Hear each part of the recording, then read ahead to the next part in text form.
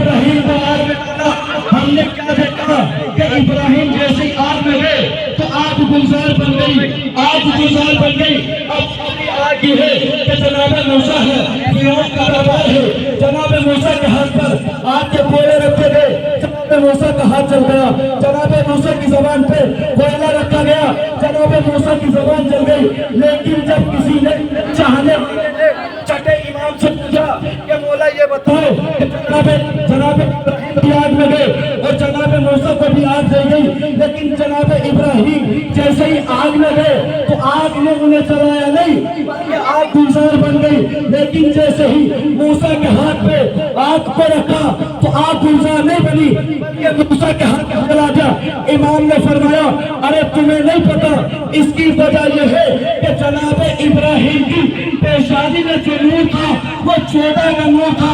اب یاد رکھنا جن کی پیشانی میں یا جن کے مقدر میں اہل بیت کا نور ہوگا وہ چاہے اس دہتی ہوئی آگ کو چھونا ہو، اس دہتی ہوئی آگ سے یا علی یا حسین کی سزائے کرتا ہوا چلے گا۔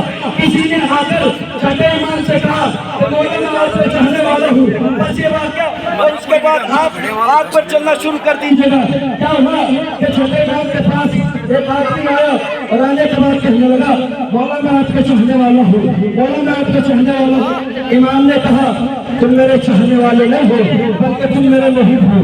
کیا کہا کہ تم میرے چاہنے والے نہیں ہو بلکہ تم میرے محب ہو۔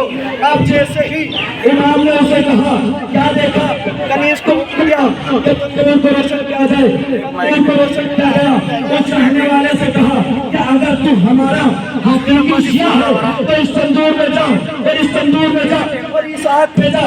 اب جیسے ہی امام نے یہ کہا کہ تو اگر ہمارا اصلی چاہنے والا ہے یا ہم سے محبت کرتا ہے تو اس آگ میں چلا جا۔ اب وہ ڈر گیا، اب وہ ڈرا، آگ میں نہیں گیا۔ اتنے میں ہارون مکی آئے اور آنے کے بعد امام نے ان سے کہا اے ہارون اس تندور میں پہنچ جاؤ۔ اب ہارون مکی نے چھو چلا نہیں کہا، امام کا حکم تھا۔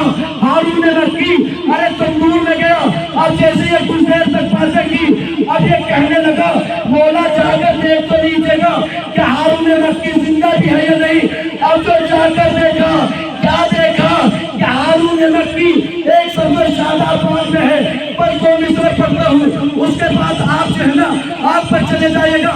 ارے عباس کے پرچم کی ہوا کہتی ہے ہم سے تم آگ پہ چلتے رہو، چلنے نہیں دیں گے۔